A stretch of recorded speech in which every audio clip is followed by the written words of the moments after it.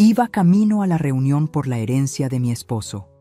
Cuando subí al auto, un hombre sin hogar corrió y gritó: «Señora, no encienda ese coche, su nuera». Se me hieló la sangre, pero cuando llegué a la reunión, la sanguijuela se desmayó al verme. Estaba a punto de encender el motor cuando lo escuché. Un grito desgarrador que atravesó la mañana como un cuchillo. «Señora, no encienda ese coche». Mis manos se congelaron sobre el volante. El corazón me golpeó el pecho con tanta fuerza que pensé que se me saldría. Giré la cabeza y lo vi. Un hombre sucio, desaliñado, con la ropa rasgada y el cabello grasiento pegado a la frente. Corría hacia mí con los brazos extendidos, como si intentara detener una tragedia. «Su nuera estuvo aquí anoche». Sentí que el aire se me escapaba de los pulmones. ¿Adriana? ¿Mi nuera Adriana había estado cerca de mi auto? ¿En la madrugada? El hombre golpeó la ventanilla con las palmas abiertas, dejando manchas de tierra sobre el cristal. Sus ojos, hundidos y enrojecidos, me miraban con una urgencia que no podía ignorar. No era la mirada de un loco. Era la mirada de alguien que había visto algo terrible. «No lo encienda, por favor. Vi lo que hizo». Bajé la ventanilla apenas unos centímetros, con la respiración entrecortada. ¿Qué viste?», susurré. Él retrocedió un paso, temblando. Ella y un hombre de traje. Abrieron el capó. Traían una bolsa pequeña. Yo estaba ahí, en la esquina. Nadie me ve, pero yo sí veo todo. Mis dedos soltaron las llaves. Cayeron sobre mi regazo con un ruido metálico que sonó demasiado fuerte en el silencio que siguió. Todo empezó a tener sentido de una manera horrible. Julián, mi esposo, había muerto hacía apenas 3 semanas. Un infarto fulminante, dijeron los médicos, pero yo sabía que algo no cuadraba. Julián era fuerte, cuidaba su salud. No bebía, no fumaba, y de repente se desvaneció en el hospital, rodeado solo por Adriana, solo por ella. Y ahora este hombre, este desconocido que vivía en las sombras de la ciudad, me decía que mi nuera había tocado mi auto en plena noche. «¿Por qué me lo dices?», le pregunté, todavía con la voz rota. Él bajó la mirada. «Porque su esposo fue bueno conmigo una vez, me dio comida cuando todos me escupían. Y anoche lo soñé. Me dijo que la cuidara a usted». Se me llenaron los ojos de lágrimas. Julián, siempre tan noble, siempre tan generoso. Y ahora, incluso desde donde estuviera, intentaba protegerme. Salí del auto con las piernas temblando. El sol de la mañana me golpeó la cara, pero sentí frío. Un frío que venía desde adentro. Caminé hasta el frente del coche, abrí el capó con manos torpes y lo que vi me quitó el aliento. Un cable estaba cortado, no roto, cortado, con precisión. Y junto al motor, escondida entre las piezas metálicas, había una pequeña bolsa de plástico con un líquido transparente que olía a gasolina. Mi cuerpo entero comenzó a temblar. Si hubiera encendido ese motor, si hubiera presionado el acelerador, todo habría explotado. Yo habría explotado. Me dejé caer contra el auto, con las rodillas flojas y la vista nublada. Adriana quería matarme. Mi propia nuera, la mujer que abrazaba a mi hijo cada noche, la que me sonreía en cada cena familiar, la que me llamaba Mamá Elvira con esa voz dulce y falsa, había intentado asesinarme. Y lo peor de todo, tenía que ir a la notaría, esa misma mañana, a la lectura del testamento de Julián. Ella estaría ahí, sonriendo, esperando, creyendo que yo nunca llegaría. Si esta historia te atrapó desde la primera palabra, suscríbete a este canal para seguir descubriendo relatos de vida que te harán sentir, reflexionar y nunca olvidar. Cerré el capó con fuerza, sequé mis lágrimas con el dorso de la mano y miré al hombre que acababa de salvarme la vida. «¿Cómo te llamas?», le pregunté. «Todos me dicen el Flaco, señora». «Gracias, Flaco. Gracias por escuchar a Julián». Saqué todo el efectivo que tenía en mi bolso. No era mucho, pero era algo. Se lo puse en las manos. Vuelvo pronto, y cuando vuelva, quiero que me cuentes todo lo que viste, cada detalle. Él asintió, apretando los billetes contra su pecho como si fueran oro. Llamé a un taxi. No iba a arriesgar mi vida en ese auto. No todavía. Pero mientras el taxi avanzaba por las calles de la ciudad, una certeza fría y dura se instaló en mi pecho. Adriana había cometido un error. Me había subestimado. Creía que yo era solo una viuda vieja, débil, fácil de eliminar. Pero estaba equivocada, porque ahora yo sabía, y una mujer que sabe es peligrosa. La notaría me esperaba, mi nuera me esperaba, y yo iba a entrar por esa puerta como si nada hubiera pasado.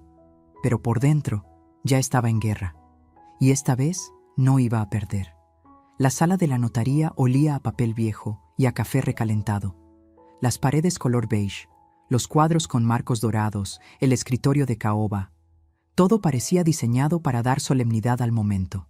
Pero yo no sentía solemnidad. Sentía náusea. Adriana ya estaba ahí cuando llegué, sentada junto a mi hijo Marcelo, con las piernas cruzadas y esa sonrisa perfecta que siempre usaba como máscara. Llevaba un vestido negro ajustado, discreto pero elegante, el cabello recogido en una coleta baja, aretes de perla, maquillaje impecable, la viuda perfecta, o eso quería parecer. Cuando me vio entrar, sus ojos se abrieron apenas un segundo más de lo normal. Fue un gesto casi imperceptible. Pero yo lo vi. Vi la sorpresa. Vi el miedo. Ella no esperaba que yo llegara viva. «Mamá». Marcelo se levantó de inmediato y me abrazó. Su cuerpo estaba tenso, cargado. Mi hijo había envejecido 10 años en 3 semanas.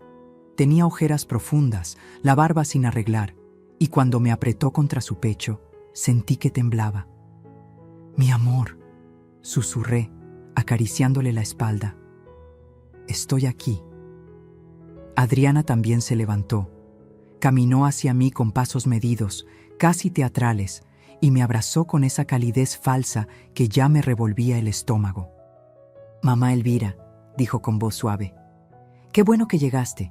Estábamos preocupados». Sus manos en mi espalda eran frías, su perfume demasiado dulce. Y cuando se separó, nuestros ojos se encontraron por un instante demasiado largo. Yo no aparté la mirada. Ella sí. «Bueno, comencemos». El licenciado Romero, un hombre de unos 60 años con lentes gruesos y corbata azul, abrió una carpeta de cuero sobre el escritorio. «Sé que este es un momento difícil para la familia Ortega, pero es necesario cumplir con los últimos deseos del señor Julián».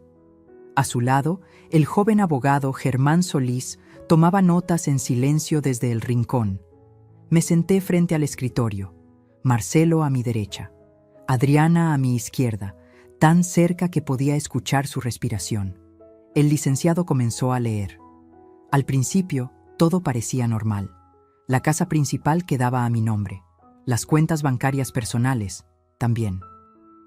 Algunos terrenos en Puebla serían repartidos entre Marcelo y su hermana Sofía, que vivía en Monterrey y no pudo venir. Pero entonces llegó la parte que me hizo sentir como si el piso se abriera bajo mis pies. Y conforme a la disposición testamentaria modificada el 12 de agosto del año pasado. El licenciado hizo una pausa y me miró por encima de sus lentes. Sí. Las propiedades ubicadas en la colonia Roma, la bodega en Tlalnepantla y el departamento en Polanco quedan a nombre de la señora Adriana Salazar de Ortega. Silencio.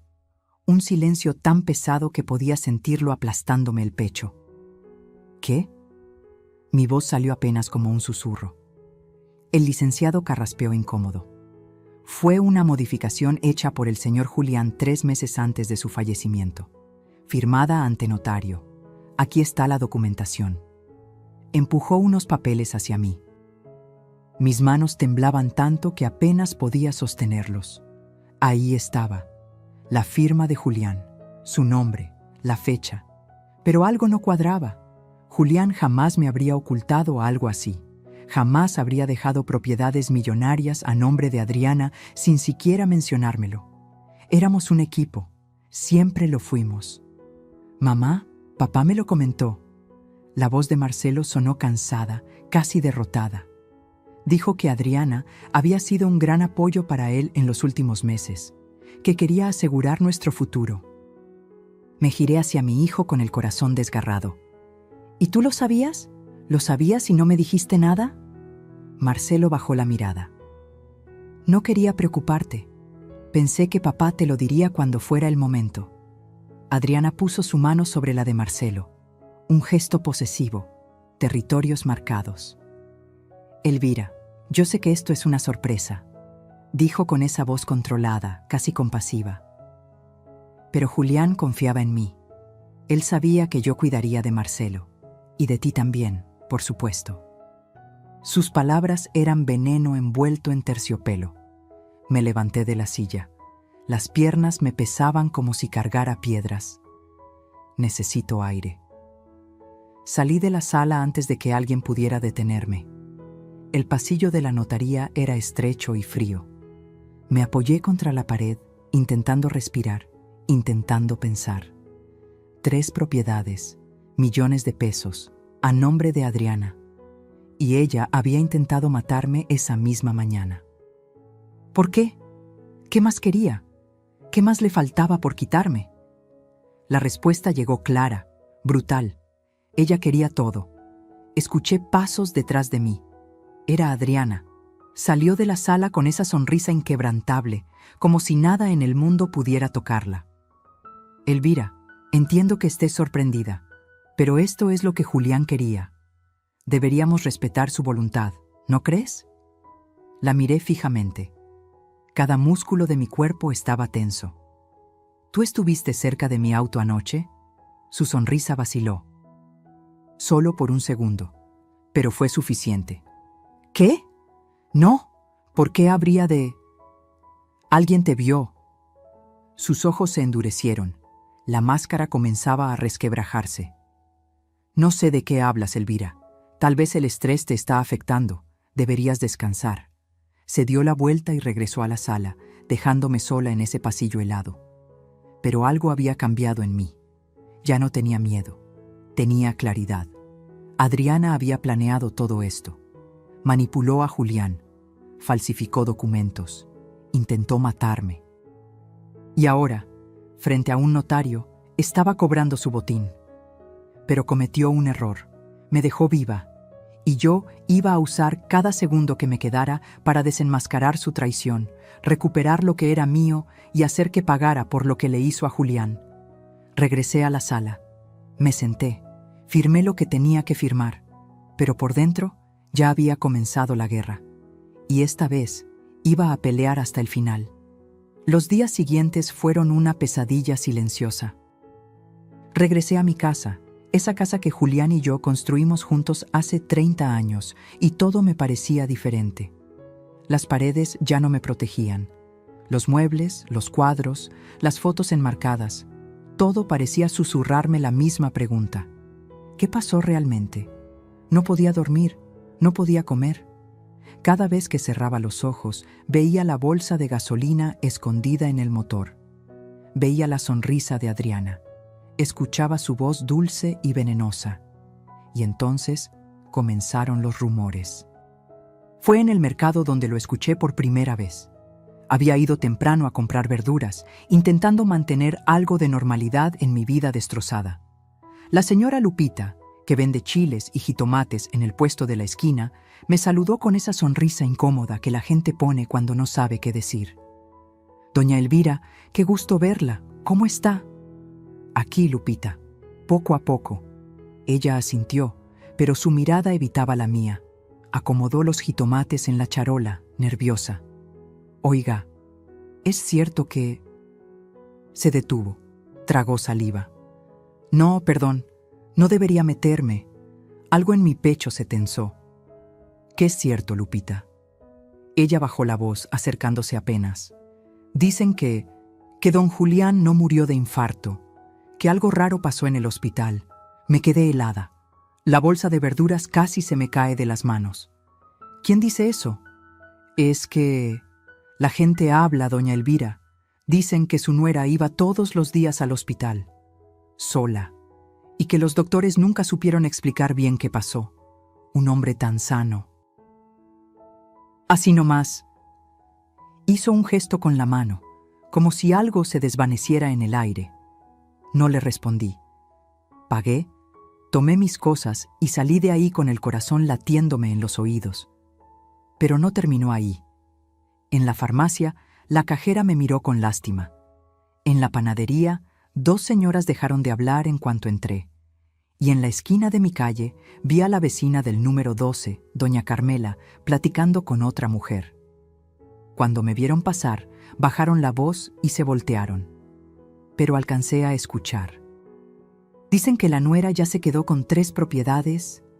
Pobre doña Elvira. Y ella que la trataba como a una hija. Cada palabra era una puñalada. No era solo que Adriana me hubiera traicionado, era que toda la colonia lo sabía, o al menos lo sospechaba. Y yo no tenía pruebas, solo intuiciones, solo un vacío enorme donde antes estaba mi confianza. Esa noche, sola en la casa, me senté frente al escritorio de Julián. Era un mueble antiguo de madera oscura, con cajones profundos y una lámpara de escritorio que él usaba para revisar contratos. Abrí el primer cajón, papeles, facturas viejas, recibos de luz. El segundo cajón, libretas, plumas, una foto nuestra en Acapulco, sonriendo bajo el sol. Mis ojos se llenaron de lágrimas. Julián, ¿qué te hicieron?, susurré. Entonces vi algo que no había notado antes. En el tercer cajón, hasta el fondo, había una carpeta manila. Estaba escondida debajo de unos planos arquitectónicos viejos. La saqué con manos temblorosas. Adentro había estados de cuenta bancarios, pero no eran los que yo conocía. Era una cuenta que nunca había visto, a nombre de Julián y de Adriana. Sentí que el mundo se detenía. Movimientos bancarios, transferencias, 2 millones de pesos retirados en agosto, otro millón en septiembre, y luego, justo una semana antes de que Julián muriera, otra transferencia de 3 millones. 8 millones en total, 6 movidos antes de su muerte y 2 después. Sin mi conocimiento, busqué las fechas, las comparé con mi calendario. Todas esas transferencias se hicieron en días en que yo estaba fuera, visitando a mi hermana en Querétaro, en un retiro espiritual en Tepoztlán. Adriana había esperado el momento perfecto. ¿Y Julián? ¿Julián lo sabía? ¿O ella lo había engañado a él también? Mis manos temblaban tanto que los papeles se arrugaban entre mis dedos. Entonces sonó el teléfono. Era un número desconocido. Dudé, pero contesté. ¿Señora Elvira Montes? Sí, ¿quién habla? Soy el doctor Vargas. Trabajé en el Hospital San Rafael cuando su esposo estuvo internado. Mi respiración se cortó. ¿Qué necesita, doctor? Hubo una pausa larga, demasiado larga. Necesito hablar con usted, en persona. Hay algo que debió haberse investigado en su momento. Pero nadie quiso escucharme. El corazón me golpeaba tan fuerte que sentía el pulso en las sienes. ¿De qué está hablando? De las últimas horas de su esposo, de lo que encontramos en su sangre y de quién estuvo con él cuando todo pasó. Cerré los ojos. Las lágrimas corrieron libres, calientes, furiosas. Dígame dónde y cuándo. Mañana, a las 3 de la tarde, en la cafetería frente al hospital. Venga sola. Colgó. Me quedé ahí, sentada en el escritorio de Julián, con los estados de cuenta esparcidos frente a mí y el teléfono todavía en la mano. Los rumores eran ciertos. Algo horrible había pasado, y todos lo sabían, pero nadie se atrevía a decirlo en voz alta. Menos yo, porque yo ya no iba a callar. Mañana me enteraría de la verdad, de toda la verdad. Y si Adriana había matado a mi esposo, si había envenenado sus últimos días de vida para robarme todo. Entonces ella también tendría que pagar. No importaba cuánto tiempo me tomara, no importaba cuánto me doliera.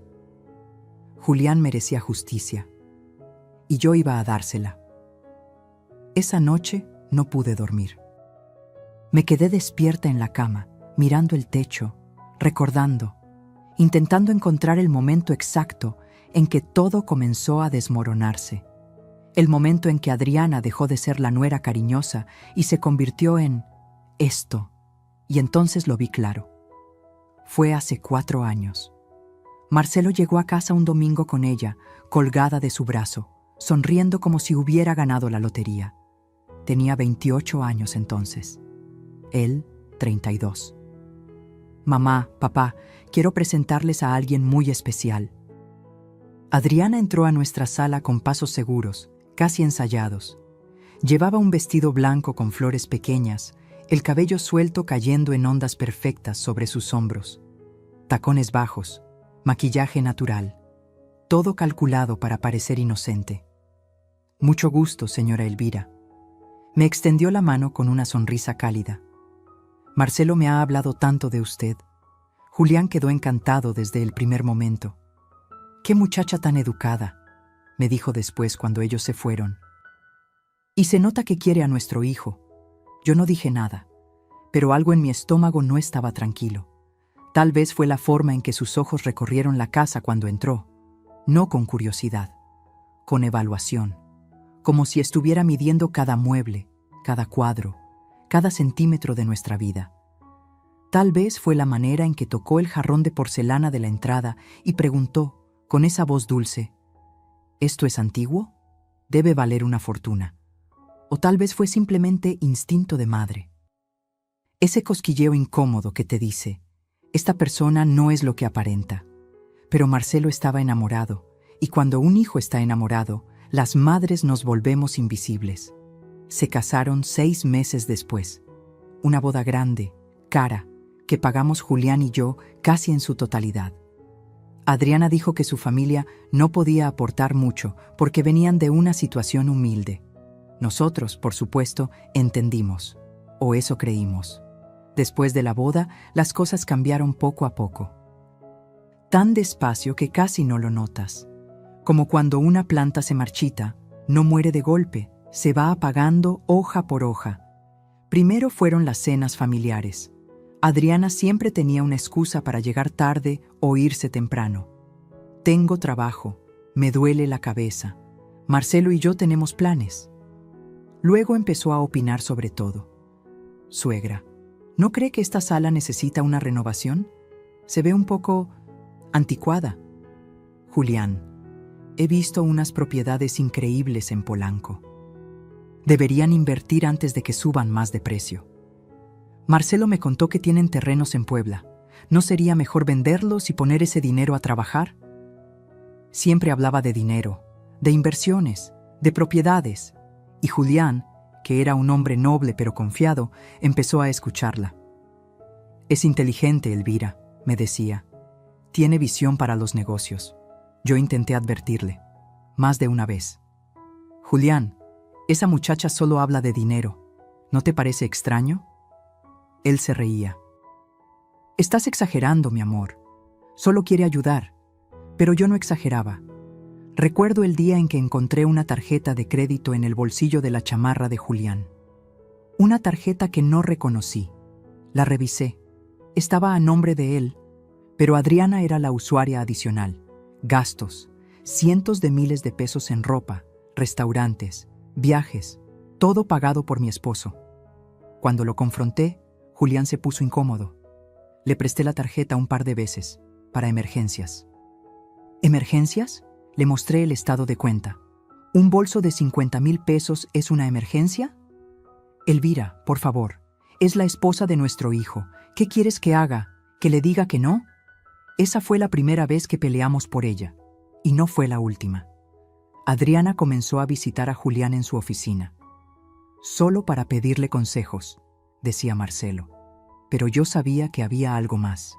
Veía cómo mi esposo llegaba a casa cada vez más callado, más distante. Un día lo encontré en su estudio, con la cabeza entre las manos. ¿Qué pasa, mi amor? Nada. Estoy cansado. Julián, háblame. Él levantó la vista. Sus ojos estaban cansados, tristes. Firmé unos papeles que tal vez no debí firmar. Mi corazón se detuvo. ¿Qué papeles? Adriana me pidió que le ayudara con una inversión. Dijo que era urgente, que Marcelo estaba preocupado por el futuro. Yo solo quería ayudar. ¿Cuánto? 2 millones. Sentí que el piso se abría bajo mis pies. Julián. ¿Estás loco? Ya sé que fue una estupidez, pero ella dijo que lo devolvería, que era solo temporal. Por supuesto, nunca devolvió nada, y cuando intenté hablar con Marcelo, él me defendió a ella. Mamá, estás siendo injusta. Adriana no es así. Tú no la conoces como yo. Marcelo, abre los ojos. Esa mujer está usando a tu padre. ¡Ya basta! Su voz explotó en la sala. Siempre has desconfiado de ella. Desde el primer día. ¿Sabes qué? Adriana tenía razón. Dijo que nunca me aceptaría ser feliz. Esas palabras me rompieron. Porque no eran las palabras de mi hijo. Eran las palabras de ella, saliendo de su boca. Adriana lo había envenenado. No con sustancias, con ideas, con mentiras. Con esa habilidad terrible que tienen algunas personas para hacerte dudar de tu propia realidad. Y mientras yo perdía a mi hijo, Julián se enfermaba. Empezó con cansancio. Luego, mareos. Luego dolores de estómago que los doctores no lograban explicar. ¿Es estrés?, decían. Descanse más.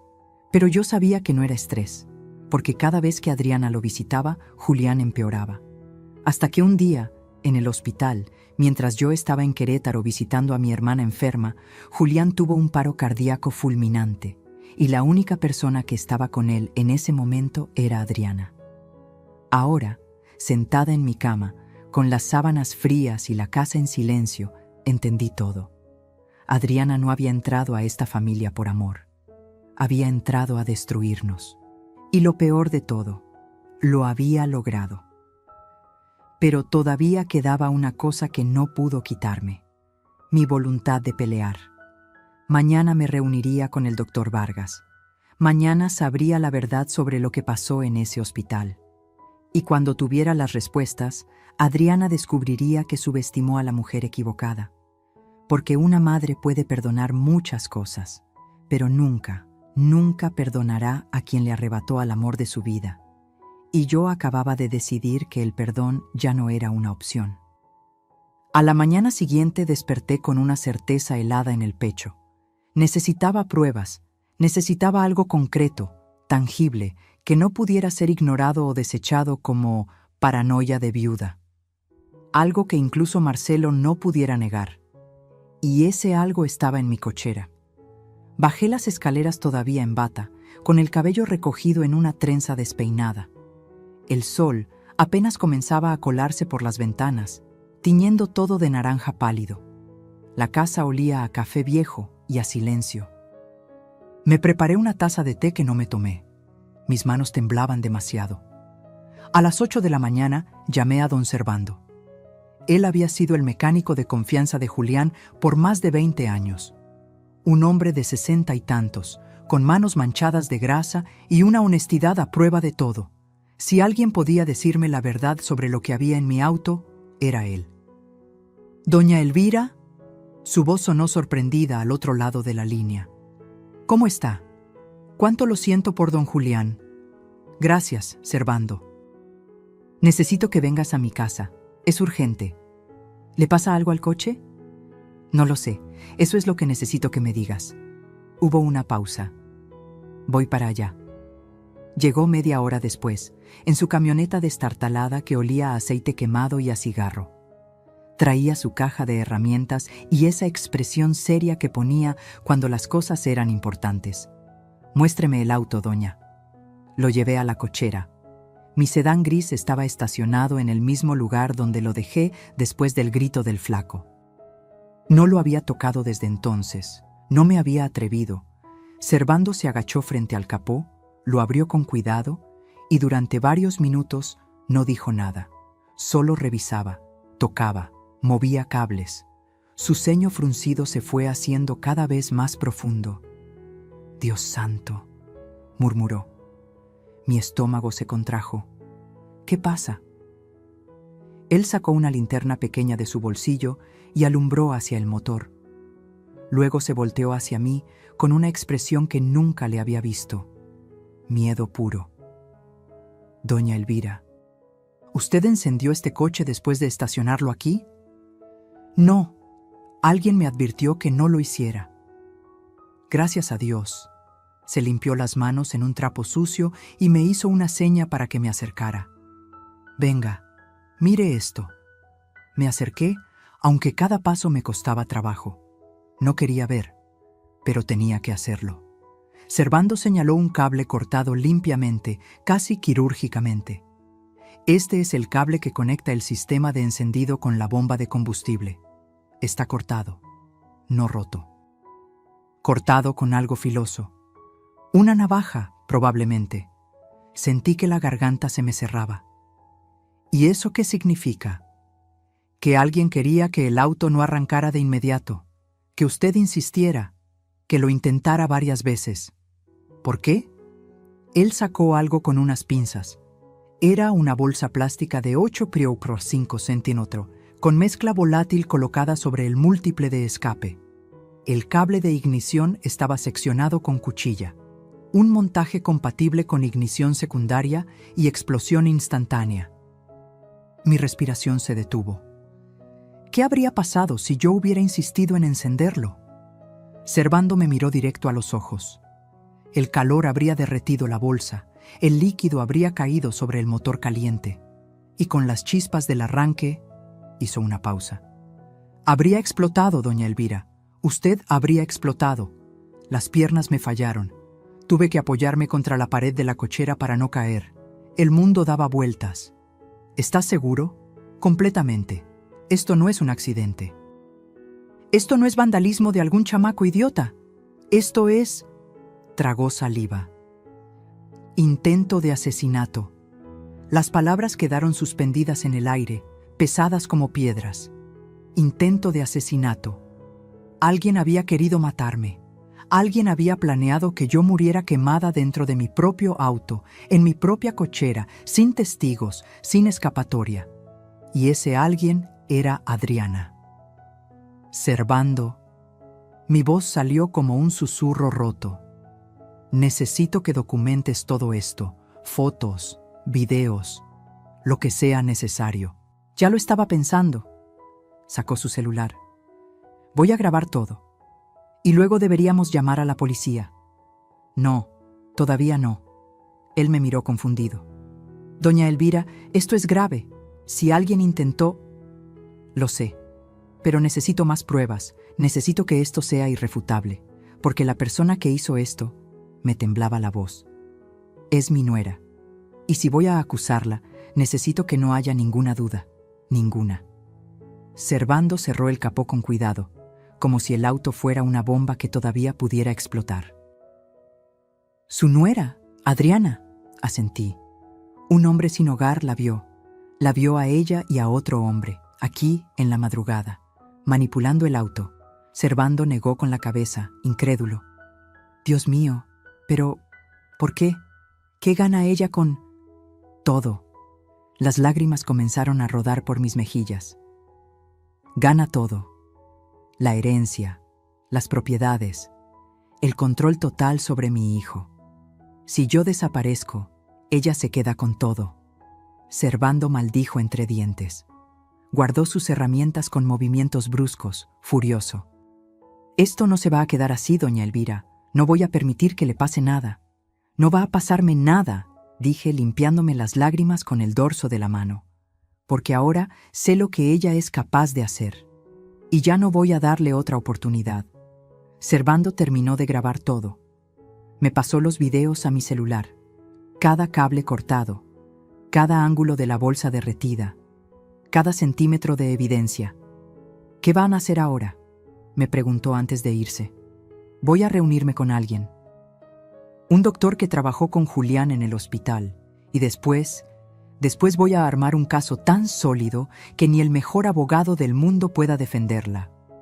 Servando puso una mano sobre mi hombro. Don Julián estaría orgulloso de usted. Esas palabras me rompieron y me reconstruyeron al mismo tiempo. Cuando se fue, me quedé en la cochera, mirando ese auto que casi se convierte en mi ataúd. Y algo dentro de mí cambió para siempre. Ya no era solo dolor lo que sentía, era furia. Una furia fría, calculada, implacable. Adriana había intentado borrarme de este mundo. Había intentado convertirme en cenizas para quedarse con todo lo que Julián y yo construimos. Pero cometió un error fatal. Me subestimó. Creyó que una viuda de 68 años sería fácil de eliminar. Creyó que nadie me escucharía. Creyó que podía salirse con la suya. Pero estaba a punto de descubrir que la mujer más peligrosa del mundo es aquella que ya no tiene nada que perder. Y yo acababa de perderlo todo. Guardé los videos. Más adelante Rafael los presentaría a la policía. Ahora solo me quedaba una misión: hacer justicia. Y no pararía hasta verla pagar por cada lágrima, cada mentira, cada traición. El juego apenas comenzaba. Y esta vez, las reglas las pondría yo. Tenía 3 horas antes de mi reunión con el doctor Vargas. 3 horas que decidí usar para encontrar al flaco. Él era la única persona que había visto a Adriana esa noche. El único testigo de su crimen. Y necesitaba su testimonio completo, cada detalle, cada palabra que pudiera recordar. Porque si iba a enfrentarme a ella, necesitaba armas. Y los testigos son las mejores armas. Salí de mi casa con el sol ya alto en el cielo. Llevaba mi bolsa cruzada al hombro, dinero en efectivo, y una determinación que me quemaba por dentro como fuego. Lo busqué primero en la esquina donde lo había visto aquella mañana. No estaba. Pregunté a un vendedor ambulante de elotes. ¿Ha visto a un hombre flaco, con ropa sucia, que suele estar por aquí? El vendedor me miró con desconfianza. ¿Para qué lo busca? Me salvó la vida. Quiero agradecerle. Su expresión se suavizó. A veces lo veo por el mercado, o en el parque, cerca de las bancas del fondo. Ahí duermen varios. Le agradecí y caminé hacia el mercado. Mis piernas ya no eran tan fuertes como antes, pero la urgencia me daba fuerza. Pasé por los puestos de frutas, de carnes, de pan. El olor a tortillas recién hechas se mezclaba con el de las flores y el pescado. Y entonces lo vi. Estaba sentado en el suelo, recargado contra la pared trasera del mercado, con una bolsa de plástico a su lado. Tenía la cabeza gacha, los ojos cerrados. Por un momento pensé que dormía, pero cuando me acerqué, levantó la vista. Sus ojos me reconocieron al instante. «Señora», murmuró intentando levantarse. «No, no, quédate ahí». Me agaché frente a él, ignorando el dolor en mis rodillas. «Vine a buscarte». Él parpadeó, confundido. ¿A mí? Sí, necesito que me cuentes todo lo que viste esa noche, todo, sin omitir nada. El flaco tragó saliva. Sus manos temblaban. «Ya le dije, señora. Vi a su nuera y a un hombre. Pero necesito más. ¿A qué hora exactamente? ¿Cómo era ese hombre? ¿Qué más hicieron?» Él bajó la mirada, nervioso. «Yo no quiero problemas». Saqué mi cartera y puse 5 billetes de 500 pesos en su mano.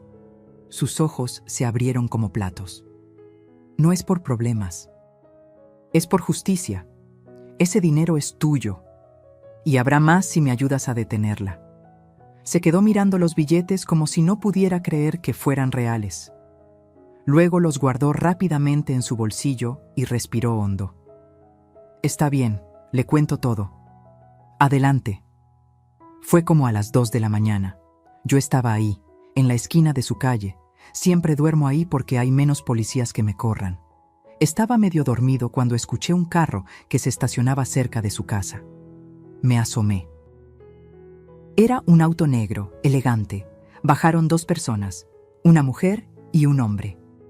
¿Cómo era el hombre? Alto. Vestía traje oscuro, cabello corto. No pude verle bien la cara porque llevaba gorra, pero caminaba como alguien acostumbrado a mandar. ¿Me entiende? con la espalda derecha, sin miedo. Asentí, absorbiendo cada palabra. ¿Y la mujer? Esa sí la reconocí. La he visto antes en su casa. Es su nuera. Llevaba pantalones negros y una chamarra con capucha, pero la vi bien cuando pasó bajo el farol. Era ella, seguro. ¿Qué hicieron? Se acercaron a su coche. El hombre abrió el capó. No sé cómo. Tal vez traía herramientas. Estuvieron ahí como 10 minutos. Ella alumbraba con el celular. Él metía las manos en el motor. Hablaban bajito, pero yo alcanzaba a escuchar un poco. ¿Qué decían? El flaco cerró los ojos concentrándose. Ella decía, ¿ya está? Y él respondió, sí, pero tienes que asegurarte de que lo intente encender varias veces. Si no, no funcionará. Y ella dijo, lo hará.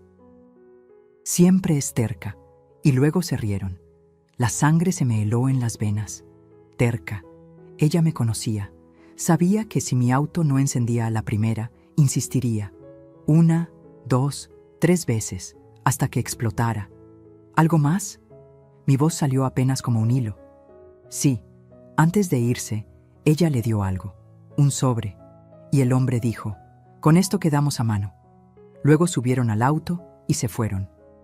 ¿Viste las placas? No, señora, estaba muy oscuro, pero el auto era un BMW, de esos nuevos, negro, con rines cromados.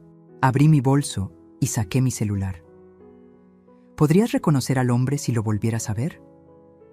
Tal vez. No sé. Como le digo, no le vi bien la cara. ¿Y si te muestro fotos? Puede ser. Empecé a pensar. ¿Quién era ese hombre? ¿Un cómplice? ¿Un amante? ¿Alguien a quien Adriana le pagaba para hacer su trabajo sucio? Flaco, necesito que hagas algo por mí. Algo muy importante. Él me miró con esos ojos cansados pero atentos. Dígame. Quiero que vengas conmigo a un lugar seguro. Voy a pagarte un cuarto de hotel por unos días y necesito que escribas todo lo que me acabas de contar, con todos los detalles que recuerdes. ¿Puedes hacerlo? Yo no escribo muy bien, señora. No importa, yo te ayudo, pero necesito que tu testimonio quede registrado, porque llegará el momento en que tendrás que repetir esto frente a otras personas. ¿Entiendes? Él asintió lentamente. ¿Frente a la policía? Tal vez. ¿O frente a un juez? El flaco se puso pálido. Señora, yo no puedo meterme en esas cosas. Tengo antecedentes, robos pequeños, nada grave, pero si me ven en una corte, no te va a pasar nada. Le puse una mano sobre el hombro. Te lo prometo, yo te voy a proteger. Pero necesito que me ayudes, porque esa mujer no solo intentó matarme a mí, también mató a mi esposo, y si no la detenemos, lo volverá a hacer. Sus ojos se llenaron de algo parecido a la compasión. Su esposo fue bueno conmigo, me trató como persona, no como basura. Entonces, ayúdame a hacer justicia por él. Hubo un largo silencio. El ruido del mercado continuaba a nuestro alrededor. Voces, risas, el golpeteo de los cuchillos contra las tablas de madera. Pero en ese pequeño rincón solo estábamos él y yo, conectados por una verdad terrible. Finalmente, el flaco asintió. Está bien, lo haré. Le ayudé a levantarse. Era más ligero de lo que pensaba, pura piel y huesos. Lo llevé a un hotel modesto pero limpio, cerca del centro. Pagué por una semana. Le compré ropa nueva, jabón, comida. Y esa tarde, sentados en la pequeña habitación con olor a detergente, escribimos juntos su testimonio. Cada palabra, cada detalle, cada segundo de esa noche maldita. Cuando terminamos, le tomé una foto con mi celular, sosteniéndolo en sus manos. Su firma al final. Guárdalo bien, le dije. Este papel puede cambiar todo. Él lo dobló con cuidado y lo metió debajo del colchón. Señora, ¿de verdad cree que esto sirva de algo? Lo miré directo a los ojos. Flaco, tú eres la única persona en el mundo que vio lo que ella hizo. Eres invisible para la sociedad, lo sé, pero en este momento eres la persona más importante de mi vida, porque tú tienes la verdad, y la verdad siempre, siempre termina ganando. Él sonrió por primera vez, una sonrisa rota, pero real. Gracias por creerme, señora. Gracias a ti por tener el valor de hablar. Salí del hotel con el corazón más ligero. Tenía un testigo, tenía pruebas del auto. Y en una hora tendría las respuestas sobre lo que pasó en el hospital. Adriana había construido su imperio sobre mentiras, pero yo estaba a punto de derrumbarlo, pieza por pieza, hasta que no quedara nada. Llegué a la cafetería frente al hospital 15 minutos antes de las 3. Me senté en una mesa junto a la ventana, desde donde podía ver la entrada del San Rafael. Ese edificio blanco de 5 pisos que alguna vez me pareció un lugar de esperanza, ahora se veía como un mausoleo. Ahí dentro había muerto Julián. Ahí dentro, Adriana lo había dejado morir. Pedí un café que no me tomé. Solo lo sostuve entre mis manos, sintiendo el calor del vaso desechable, intentando calmar el temblor que no se iba. A las 3 en punto, un hombre entró a la cafetería. 50 y tantos años, cabello entrecano, bata médica debajo de una chamarra gris, lentes redondos, mirada seria. Me buscó con los ojos. Cuando me vio, asintió. Se acercó a mi mesa y extendió la mano. Señora Montes. Soy el doctor Vargas. Gracias por venir. Se sentó frente a mí, pidió un café negro y durante un momento no dijo nada. Solo me miraba, evaluándome, como si intentara decidir si yo era lo suficientemente fuerte para escuchar lo que tenía que decir. Finalmente habló. No debería estar aquí. Lo que voy a contarle podría costarme mi trabajo, tal vez incluso mi licencia. Pero no puedo seguir callando. Mi corazón latió más rápido. Dígame la verdad, por favor. Él sacó una carpeta delgada de su mochila, la puso sobre la mesa y la abrió con cuidado. Dentro había hojas impresas, estudios médicos, gráficas. Su esposo llegó al hospital el 18 de septiembre. Se quejaba de mareos, dolor abdominal, náuseas. Pensamos que era gastritis aguda. Lo internamos para hidratarlo y hacerle estudios. Asentí. Todo eso ya lo sabía. Durante los primeros 2 días, su condición era estable, incómoda pero estable. Pero entonces, hizo una pausa. Empezó a empeorar, rápido, demasiado rápido. ¿Qué pasó? Sus signos vitales comenzaron a fallar. Taquicardia, presión arterial irregular, confusión mental. Y lo más extraño, sus análisis de sangre mostraban niveles elevados de potasio, muchísimo más altos de lo normal. ¿Y eso qué significa? Hiperpotasemia severa puede causar un paro cardíaco fulminante. Pero lo raro es que no tenía ninguna razón médica para tener esos niveles. No era diabético, no tenía problemas renales. No estaba tomando medicamentos que lo justificaran. Sentí que algo frío me recorría la espalda. Estoy diciendo que alguien pudo haberle administrado potasio de manera externa, en dosis altas, sin que nadie se diera cuenta. La cafetería pareció girar a mi alrededor. ¿Quién? ¿Cómo? No lo sé. Pero sé quién tenía acceso ilimitado a su habitación. ¿Quién estuvo con él las últimas horas de su vida? ¿Quién estaba ahí cuando nadie más podía estar? Adriana. Él asintió lentamente. Su nuera. Sí. Me cubrí la boca con las manos. Las lágrimas brotaron sin control. No podía respirar. No podía pensar. Julián no había muerto de un infarto natural. Lo habían asesinado. Y yo no estuve ahí para protegerlo. ¿Por qué no dijo nada? Mi voz salió rota, desesperada. ¿Por qué no lo investigaron? El doctor Vargas bajó la mirada, avergonzado. Lo intenté. Hablé con el director del hospital. Le mostré los análisis. Le dije que algo no cuadraba. Pero él me dijo que no podíamos hacer acusaciones sin pruebas contundentes. que una autopsia necesitaba el consentimiento de la familia, y su nuera, ella se negó. El abogado Solís aconsejó que la cremación sería lo más digno y sanitario. Marcelo firmó confiando en su palabra. ¿Qué? Dijo que no quería profanar el cuerpo de su suegro, que era una falta de respeto, que Julián habría querido descansar en paz. Y su hijo la apoyó.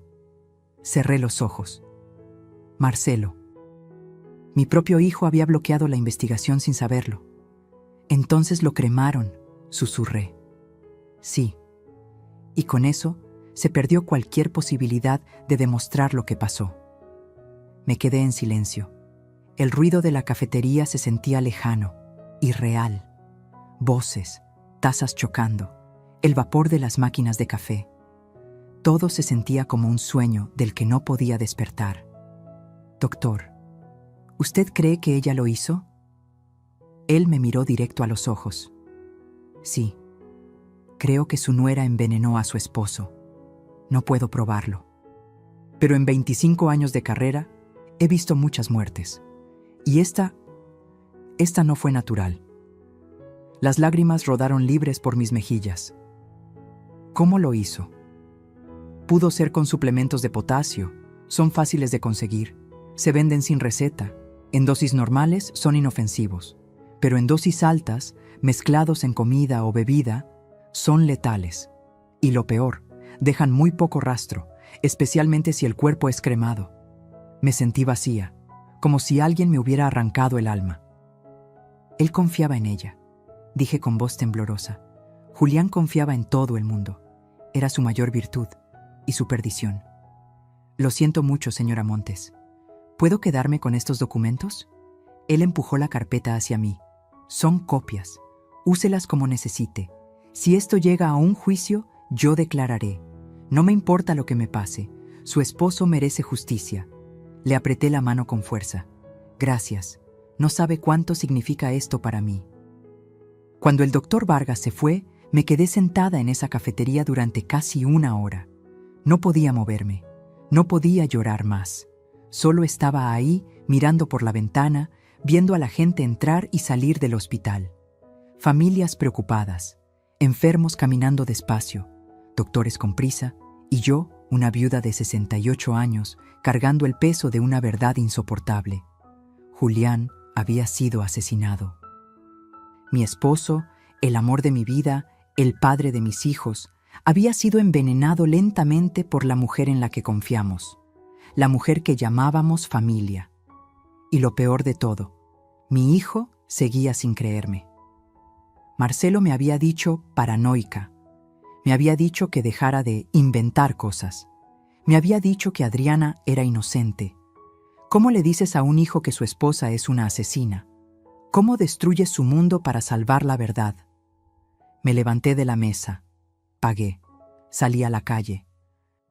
El aire frío de la tarde me golpeó la cara, pero no lo sentí. Caminé sin rumbo durante un rato. Pasé frente a una iglesia. Dudé. Hacía años que no entraba a una, pero algo me empujó adentro. El interior estaba casi vacío. Solo una señora mayor rezando en la primera fila y el olor a incienso flotando en el aire. Me senté en una banca del fondo y miré hacia el altar. Julián, susurré. No pude protegerte. Perdóname. Las lágrimas volvieron, silenciosas, amargas. Pero te juro por lo que más quiero que ella va a pagar. Te lo juro. Aunque me cueste todo lo que me queda, ella va a pagar. Salí de la iglesia con los ojos hinchados, pero con algo nuevo en el pecho. Propósito. Ya no era solo dolor lo que sentía, era determinación. Adriana había destruido a mi familia, había matado a mi esposo, había intentado matarme a mí. Pero cometió un error fatal, me subestimó. Creyó que una mujer mayor, sola, sin poder, sería fácil de eliminar. Pero se equivocó. Porque el dolor puede romperte, o puede convertirte en algo más fuerte de lo que jamás imaginaste. Y yo acababa de decidir que mi dolor no me iba a destruir, iba a ser mi arma, y con esa arma Iba a hacer justicia, aunque fuera lo último que hiciera en esta vida. Esa noche no dormí. Me quedé despierta en la mesa del comedor, rodeada de papeles, fotos, documentos bancarios, todo extendido como las piezas de un rompecabezas macabro. Y yo, en el centro, intentando armar la imagen completa de la traición. Pero sabía que no podía hacerlo sola. Necesitaba ayuda profesional, alguien que supiera moverse en las sombras, alguien que pudiera encontrar lo que yo no podía ver. Y conocía a la persona perfecta, Rafael Cedeño. Había sido socio de Julián hace más de 15 años, en los primeros proyectos de construcción. Un hombre brillante, meticuloso, con esa habilidad rara de ver lo que otros ignoran. Pero después de un problema legal que casi lo arruina, Rafael dejó el mundo de los negocios y se dedicó a otra cosa: investigación privada. Julián siempre decía que Rafael tenía olfato de sabueso, y yo necesitaba exactamente eso. Lo llamé a las 7 de la mañana. ¿Elvira? Su voz sonó sorprendida. ¿Cuánto tiempo? Lo siento mucho por Julián. Era un gran hombre. Gracias, Rafael.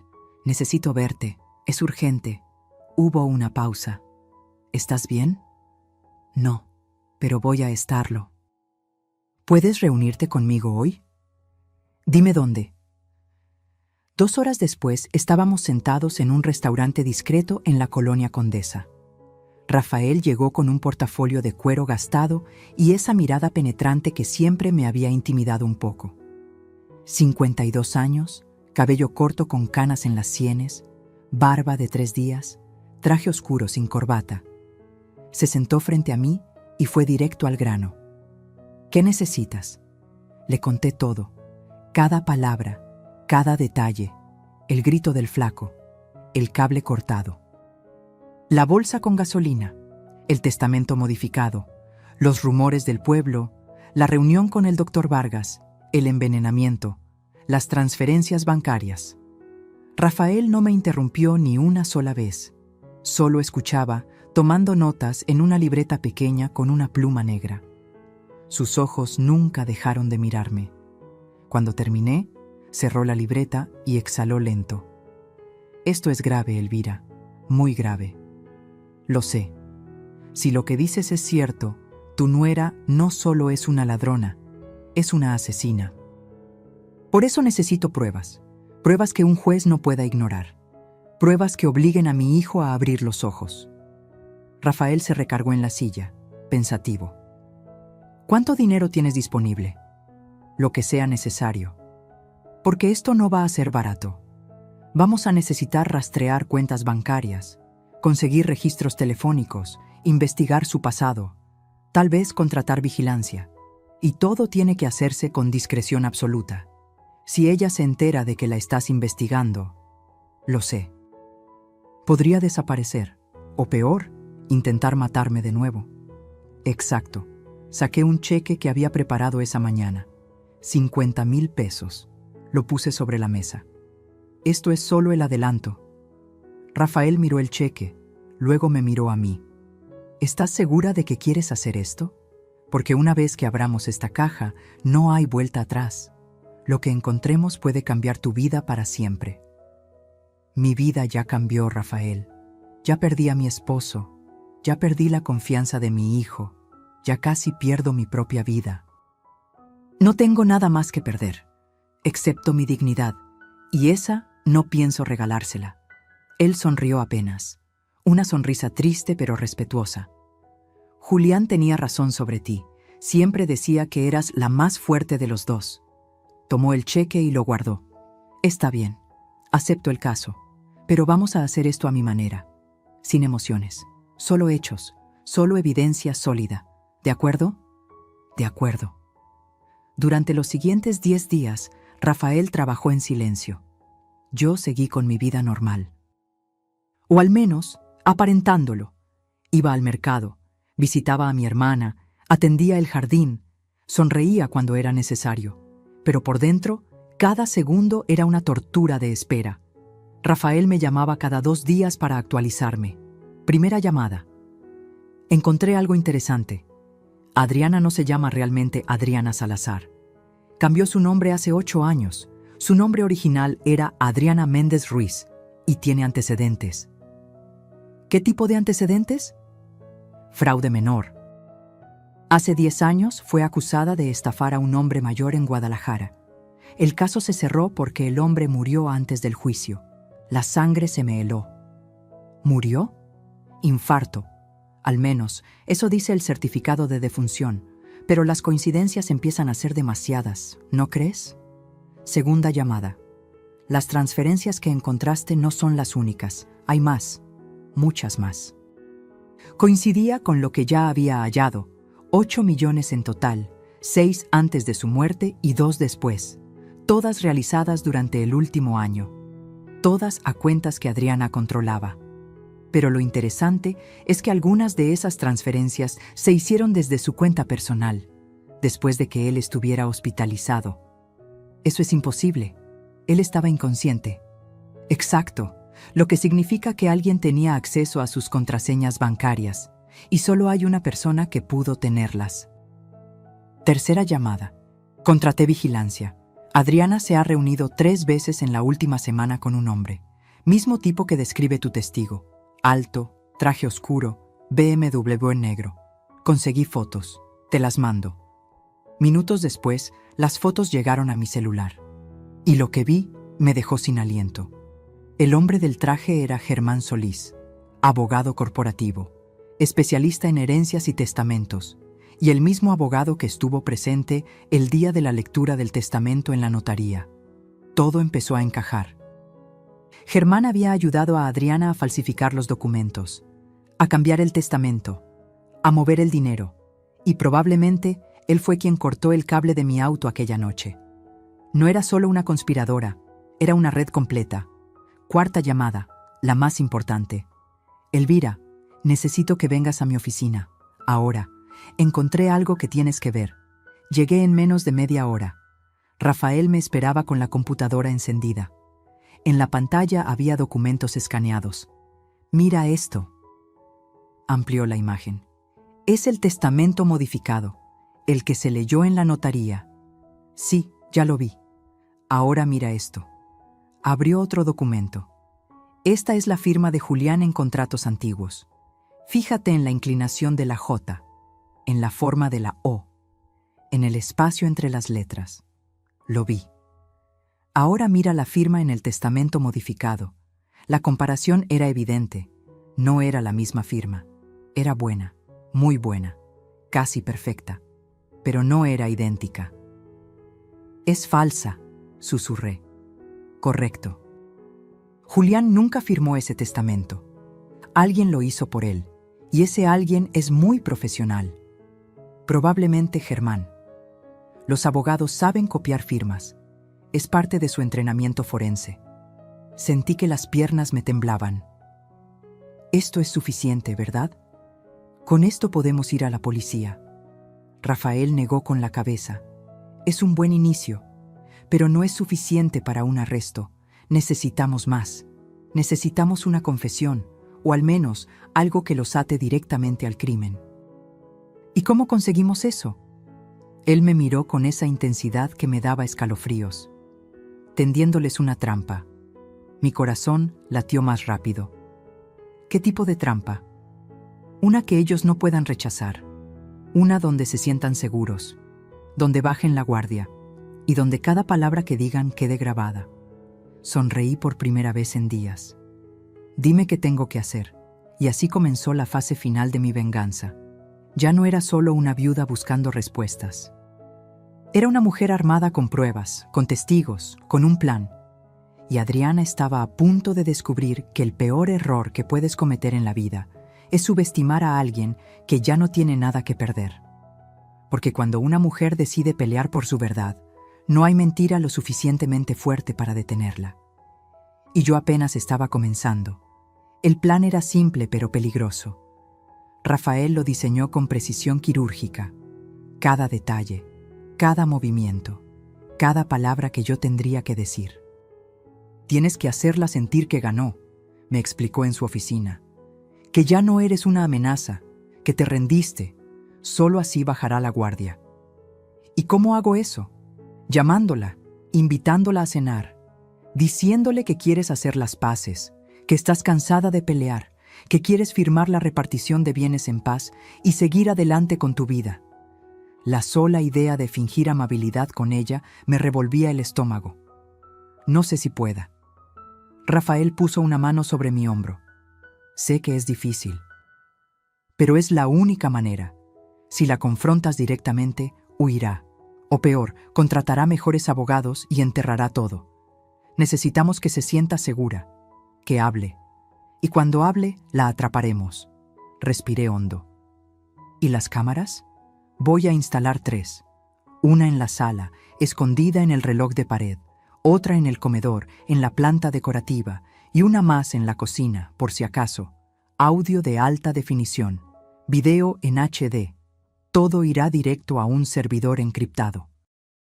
Aunque destruyan las cámaras, la grabación estará a salvo. ¿Y si no dice nada incriminatorio? Lo hará. La gente como Adriana no puede resistir presumir, especialmente cuando creen que ganaron. Tú solo tienes que provocarla sutilmente, hacerle preguntas casuales, dejar que su ego haga el resto. Me dio una lista de frases clave que debía mencionar durante la cena. Frases como: Julián siempre confió en ti. Nunca entendí por qué cambió tanto en sus últimos meses.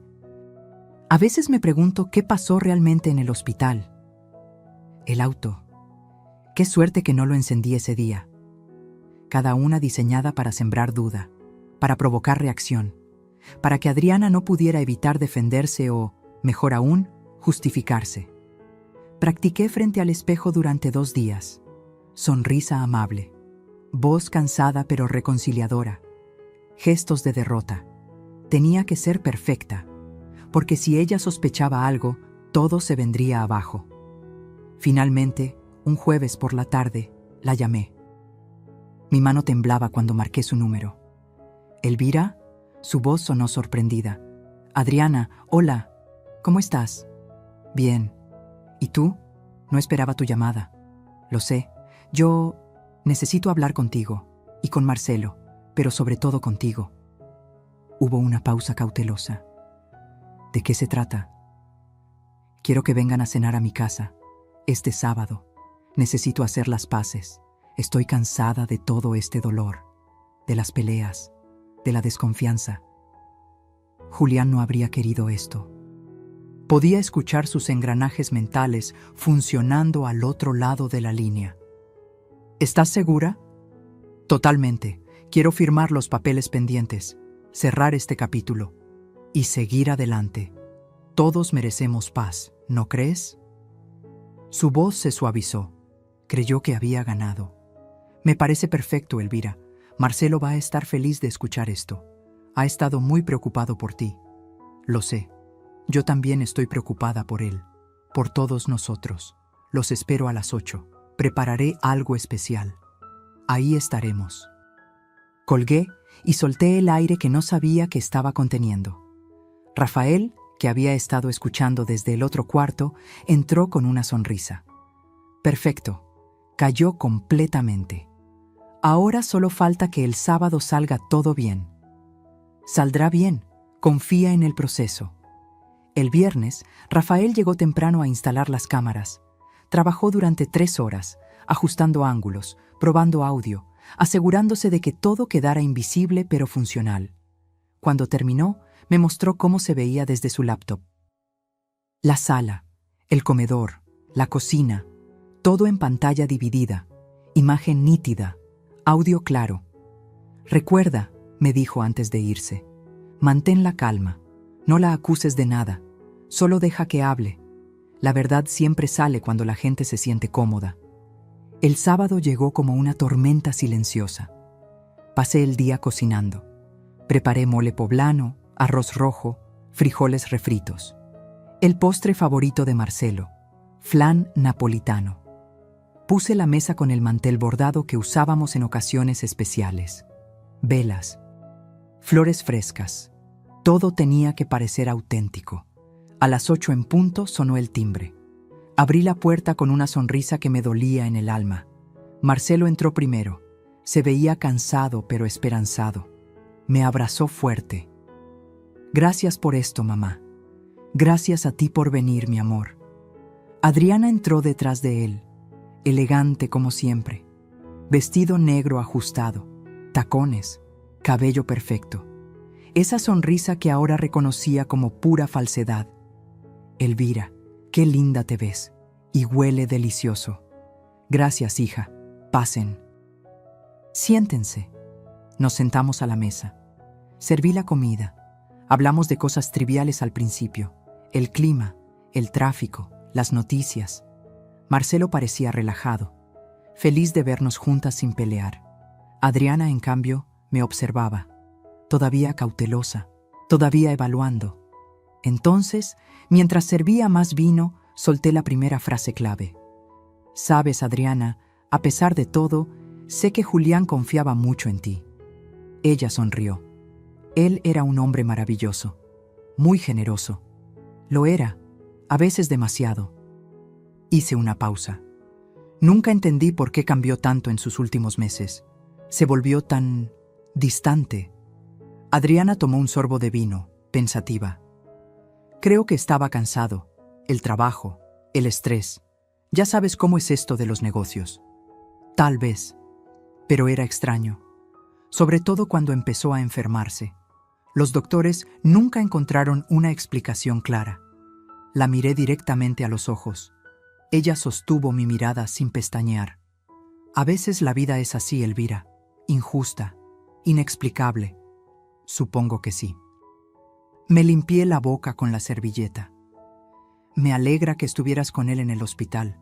No habría soportado que muriera solo. Alguien tenía que estar ahí.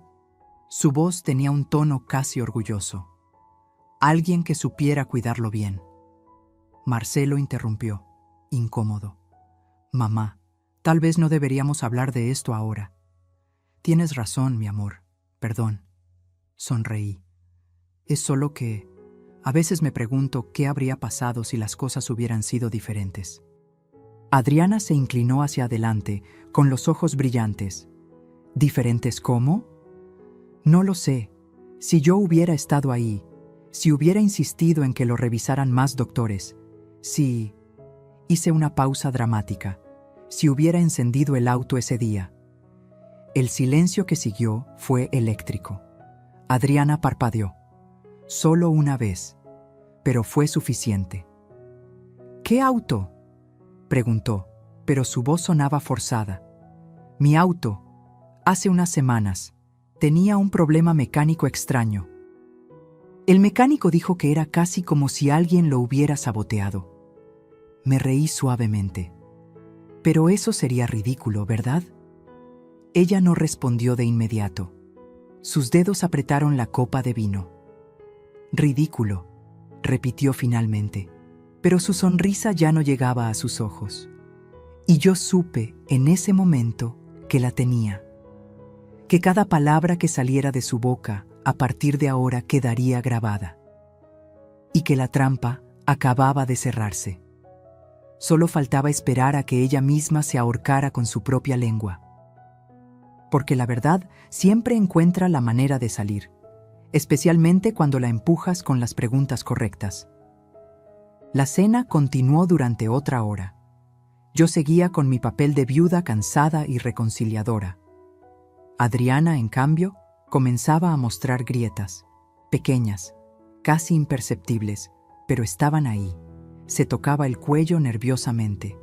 Bebía vino más rápido de lo normal. Miraba hacia la puerta cada tanto, como si quisiera escapar. Pero lo más importante, hablaba demasiado. Empezó a presumir, a justificarse, a explicar cosas que nadie le había preguntado. Julián me pidió que me encargara de sus cuentas, porque confiaba en mí, dijo mientras cortaba un pedazo de flan. Decía que yo tenía mejor cabeza para los números que Marcelo. Sin ofender, amor. Marcelo sonrió incómodo. No te ofendas, mamá, pero es verdad. Yo siempre fui terrible con las finanzas. Lo sé, mi cielo. Miré a Adriana. Y es admirable que Julián confiara tanto en ti. aunque debo confesar que me sorprendió que moviera tanto dinero sin decirme nada. Ella dejó el tenedor sobre el plato. Eran inversiones, oportunidades que no podían esperar. Él entendía eso. Por supuesto, aunque... Hice una pausa, como si recordara algo. El banco me llamó hace unos días. Dijeron que hubo transferencias después de que Julián estuviera en el hospital, inconsciente. Qué extraño, ¿no? Adriana se puso rígida. Deben estar equivocados. Los bancos cometen errores todo el tiempo. Tal vez.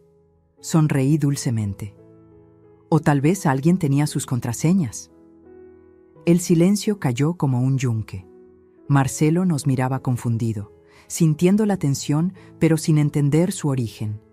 Adriana, en cambio, me miraba fijamente. Sus ojos ya no eran dulces, eran duros, calculadores. Elvira, ¿a dónde quieres llegar con todo esto? A ningún lado, hija. Solo estoy tratando de entender cómo funcionaban las cosas, para cerrar este capítulo en paz, como dijimos. Ella no respondió. Solo tomó su copa de vino y la vació de un trago. Entonces decidí lanzar el golpe final. ¿Sabes? Conocí a alguien hace unas semanas, un hombre sin hogar. Me contó una historia muy interesante sobre una mujer y un hombre en traje negro que estuvieron cerca de mi auto una noche. La copa casi se le cae de las manos. ¿Qué? Sí. Qué coincidencia, ¿verdad? Justo la noche antes de que descubriera el problema mecánico. Adriana se puso de pie bruscamente. La silla rechinó contra el piso. No tengo que escuchar esto. Marcelo, nos vamos. Pero Marcelo también se había puesto de pie, mirándome con una mezcla de confusión y enojo. Mamá, ¿qué está pasando? ¿De qué hablas? Pregúntale a tu esposa, dije con voz tranquila pero firme. ¡Esto es ridículo! Adriana agarró su bolso. Tu madre está paranoica, Marcelo. Ya te lo dije. Necesita ayuda profesional. ¿Paranoica? Me levanté despacio, manteniendo la calma. ¿Sabes qué es gracioso, Adriana? Que una paranoica no tendría esto. Saqué mi celular y puse sobre la mesa las fotos que Rafael me había enviado. Adriana con Germán Solís. En restaurantes, en estacionamientos, en su auto. Los ojos de Marcelo se abrieron como platos. ¿Qué es esto? Tu esposa con el abogado que modificó el testamento de tu padre. El mismo abogado que estuvo presente en la lectura. El mismo hombre que, según mi testigo, la ayudó a sabotear mi auto. Adriana retrocedió, pálida. Eso no prueba nada. Germán es un colega, un amigo. Un amigo que te ayudó a robar 8 millones de pesos. Un amigo que falsificó la firma de Julián. Un amigo que intentó matarme. Mientes. ¿Quieres que llame al doctor que atendió a tu suegro? ¿El que encontró niveles anormales de potasio en su sangre? ¿El que sospechó que fue envenenado? Marcelo dio un paso atrás, como si lo hubieran golpeado. No, no puede ser. Adriana se volvió hacia él, con lágrimas falsas brotando de inmediato. Amor, no le creas. Está inventando todo. Está celosa. Siempre me ha odiado. Pero Marcelo la miraba diferente ahora, como si la viera por primera vez. Por un instante, su voz tembló. Yo solo quería que me respetaran. Siempre fui la invitada, nunca la dueña. Luego volvió a endurecerse. Tu padre era un idiota. ¿Es verdad? Su voz salió quebrada. ¿Envenenaste a mi padre? No. Claro que no. Esto es una locura. Respóndeme. Su grito resonó en toda la casa. Adriana abrió la boca. Luego la cerró. Sus ojos se movían de mí a Marcelo, buscando una salida que no existía. Y entonces hizo lo peor que pudo haber hecho. Sonrió. Una sonrisa fría, calculadora, vacía de cualquier pretensión de inocencia. Tu padre era un idiota, dijo con voz cortante. Un viejo tonto que firmaba lo que fuera con tal de que lo hicieran sentir importante. Fue tan fácil manipularlo que hasta daba risa. Marcelo retrocedió como si lo hubieran apuñalado. Dios mío. ¿Y sabes qué? Continuó Adriana, ahora sin freno. Me arrepiento de solo una cosa, de no haber terminado el trabajo con ella también. Me señaló con desprecio. Pero no te preocupes, todavía hay tiempo. Sacó algo de su bolso, un cuchillo pequeño, plateado, filoso. Marcelo gritó. Adriana, no. Pero ella ya se había lanzado hacia mí. No tuve tiempo de pensar, solo de reaccionar. Me moví hacia un lado. El cuchillo pasó rozando mi brazo, rasgando la manga de mi blusa. Y entonces la puerta principal se abrió de golpe. Rafael entró corriendo, seguido de 2 policías uniformados. ¡Al suelo! ¡Suelte el arma!, gritó uno de ellos mientras apuntaban a Adriana. Rafael, sin perder la calma, mostró a los agentes que las cámaras transmitían todo en tiempo real al servidor seguro. Adriana se quedó paralizada. El cuchillo cayó de sus manos. Su rostro pasó del odio al pánico en un segundo. Los policías la sometieron, la esposaron. Mientras la arrastraban hacia la puerta, ella gritaba. «Esto es trampa. Ella me provocó. Me tendieron una trampa». Rafael se acercó a mí. «¿Estás bien?», asentí, todavía temblando. «Lo grabaste todo, ¿verdad?». «Cada palabra, cada movimiento. Está en el servidor, irrefutable». Marcelo estaba sentado en el suelo, con la cabeza entre las manos, sollozando como un niño. Me arrodillé junto a él y lo abracé. «Lo siento, hijo, lo siento tanto». Yo no sabía». Su voz era un susurro roto. «Mamá, perdóname. No te creí. Pensé que estabas...». «Shh. Ya pasó, ya pasó». Los policías se llevaron a Adriana. Sus gritos se fueron apagando en la distancia. Rafael se acercó con una expresión seria. «Van a arrestar a Germán Solís también.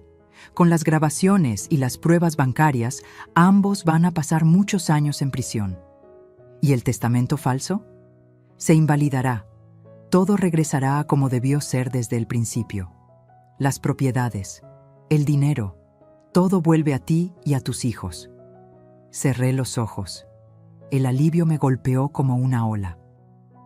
No era alegría lo que sentía. Era justicia. Julián podía descansar en paz. Y yo, finalmente, podía respirar. La pesadilla había terminado, pero sabía que las heridas tardarían mucho en sanar. Porque recuperar tu vida es una cosa, recuperar la confianza de tu hijo es otra. Y esa noche, abrazada a Marcelo en el piso de mi comedor, supe que el verdadero trabajo apenas comenzaba, no el de venganza, sino el de reconstrucción, y ese, descubriría después, era el más difícil de todos. Pasaron varias semanas desde aquella noche de la trampa. El tiempo ya no se medía en días, sino en audiencias y declaraciones. Los siguientes meses fueron un huracán de abogados, declaraciones, audiencias y papeles. Adriana fue acusada formalmente de fraude, falsificación de documentos, intento de homicidio y, aunque no pudieron probarlo completamente por la cremación del cuerpo, conspiración en la muerte de Julián. Germán Solís, el abogado cómplice, fue arrestado en su oficina 2 días después. Las pruebas eran abrumadoras, las grabaciones, las transferencias bancarias, y el testimonio del flaco, el hombre sin hogar que lo vio todo, selló la culpabilidad de ambos. No tuvieron defensa. El juicio duró 4 meses. Yo asistí a cada audiencia, sentada en la misma banca, con la misma ropa oscura, mirando fijamente a Adriana cada vez que entraba esposada a la sala. Ella nunca me devolvió la mirada. Su abogado intentó todo. Alegó locura temporal, luego manipulación psicológica, luego que yo la había provocado, que todo fue defensa propia. Pero las grabaciones no mentían, las cámaras no tenían sesgo, y el jurado, 12 personas que no la conocían, vieron lo mismo que yo había visto desde el principio. Una mujer sin escrúpulos, capaz de cualquier cosa por dinero. El día del veredicto, la sala estaba llena. Familiares, periodistas, curiosos atraídos por el escándalo.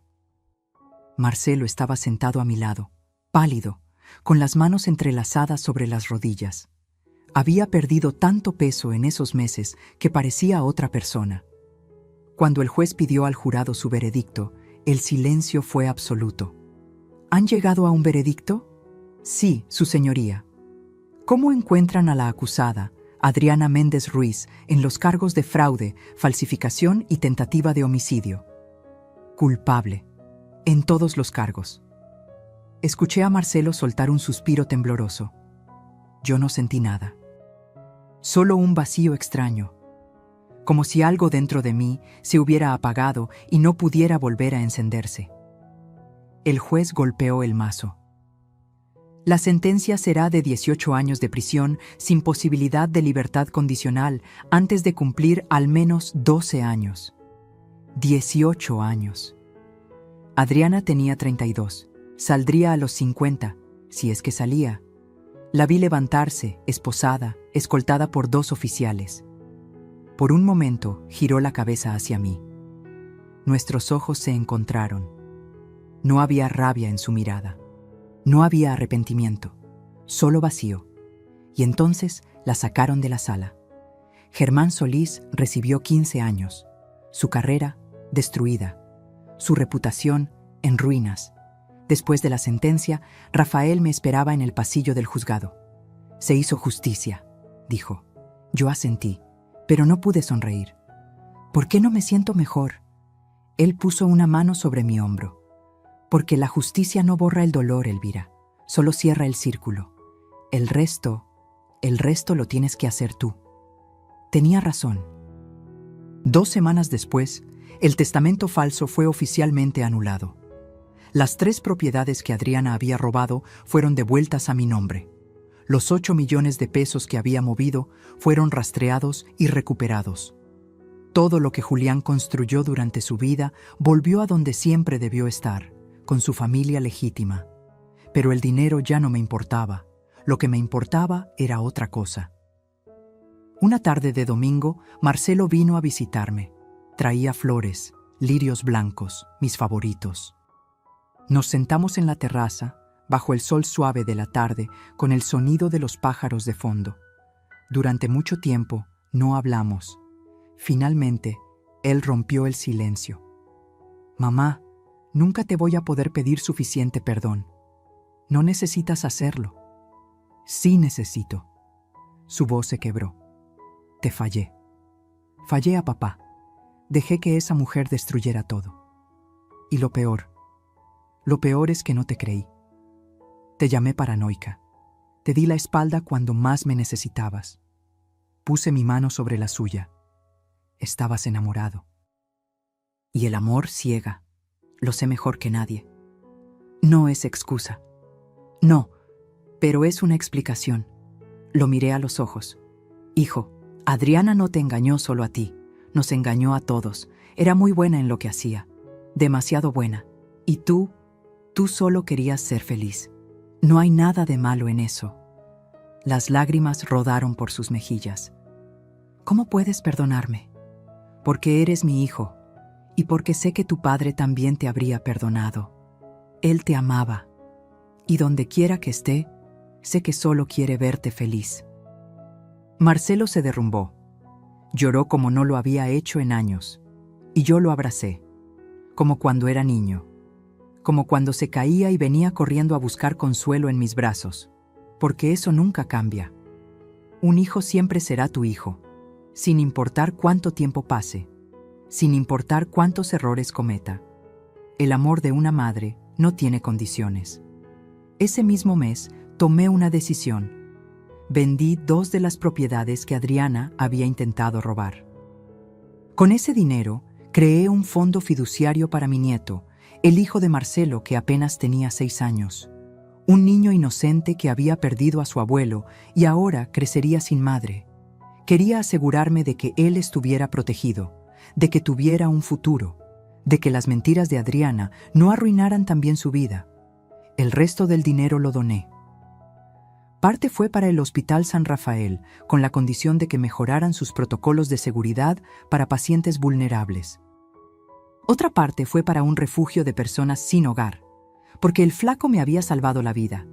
Y si él, alguien invisible para la sociedad, Pudo ser mi ángel guardián. Entonces había miles como él que merecían una oportunidad. No lo hice por reconocimiento. Lo hice porque Julián habría hecho lo mismo. Y porque finalmente entendí algo que me había tomado toda una vida aprender. La verdadera riqueza no está en lo que posees. Está en lo que haces con lo que tienes. Está en cómo tratas a las personas que no pueden darte nada a cambio.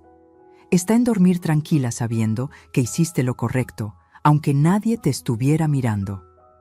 Una tarde, mientras organizaba el estudio de Julián, encontré una carta. Estaba escondida dentro de uno de sus libros favoritos, una carta que nunca envió, fechada 2 semanas antes de morir. Decía: Elvira, si estás leyendo esto, es porque algo me pasó. Necesito que sepas que cometí errores. Confié en la persona equivocada. Dejé que alguien entrara demasiado en mi vida, en nuestras finanzas, en nuestra familia. Y ahora tengo miedo. Miedo de lo que pueda pasar. Si algo me sucede, por favor, no confíes en nadie. Investiga. Pelea. Porque sé que eres más fuerte de lo que crees. Siempre lo has sido. Te amo. Y lo siento. La carta cayó de mis manos. Julián lo sabía. En algún nivel, sabía que Adriana era peligrosa y había intentado advertirme, pero no llegó a tiempo. Me senté en su silla, rodeada de sus libros, de su olor que todavía impregnaba el cuero del escritorio, y lloré, no de tristeza, sino de cierre, porque finalmente podía decirle: ya está, mi amor. Ya hice lo que tenía que hacer, ya te defendí, ya nos defendí, ahora puedes descansar. Y sentí, por primera vez desde su muerte, que él realmente descansaba, que la justicia, aunque tardía, aunque incompleta, había llegado. Y que yo, una mujer de 68 años que había sido subestimada, traicionada, casi asesinada, había ganado, no con rabia, no con venganza, sino con dignidad, y esa, descubrí, era la victoria más poderosa de todas.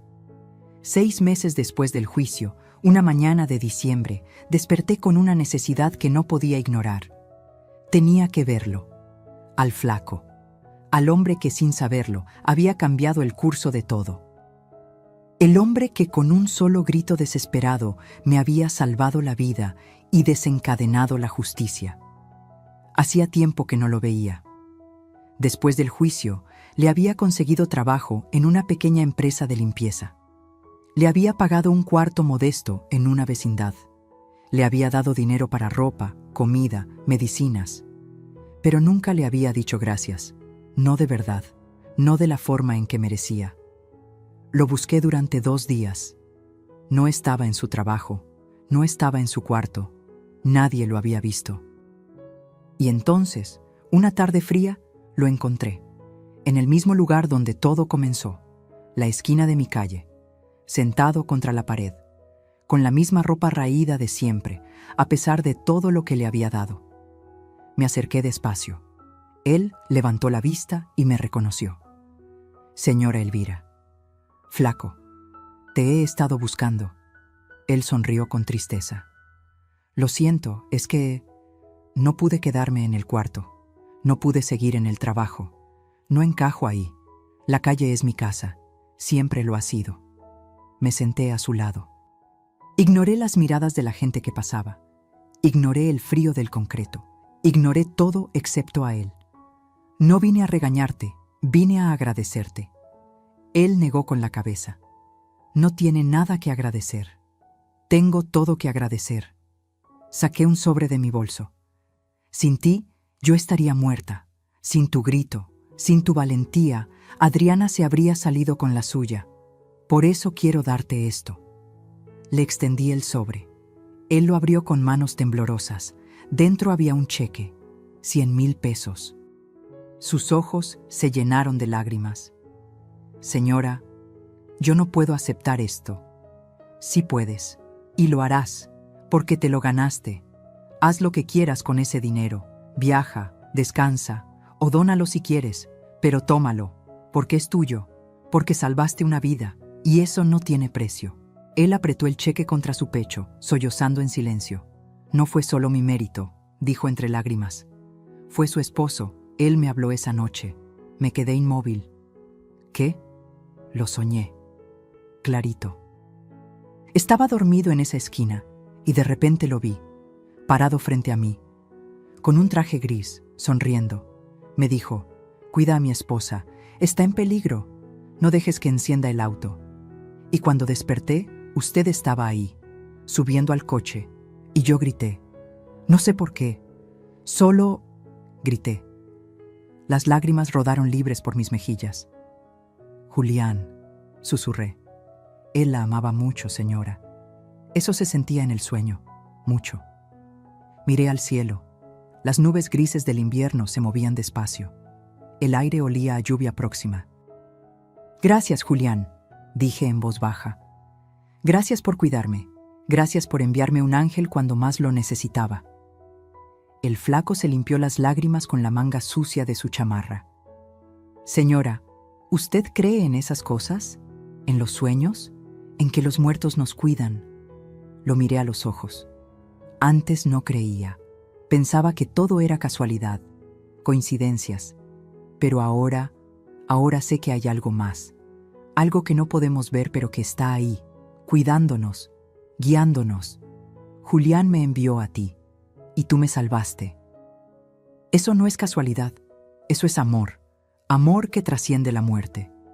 Nos quedamos sentados ahí durante un rato más, en silencio, solo dos personas conectadas por una historia imposible, por un grito que lo cambió todo.